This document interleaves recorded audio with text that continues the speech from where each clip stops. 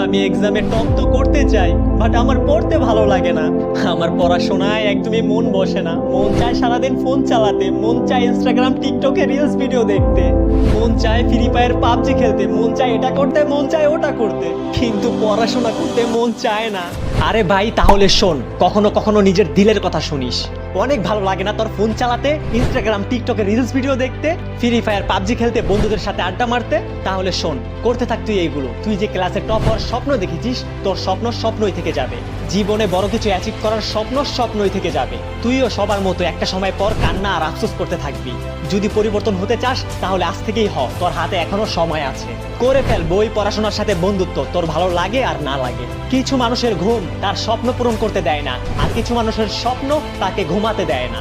নিজের ভিতরে এমন একটি জিদ পয়দা করে ফেল, যদি আমাকে ক্লাসে টপ করার জন্য 10 ঘন্টা পড়তে হয় আমি 10 ঘন্টা পড়বো, যদি 12 ঘন্টা পড়তে হয় আমি 12 ঘন্টা পড়বো।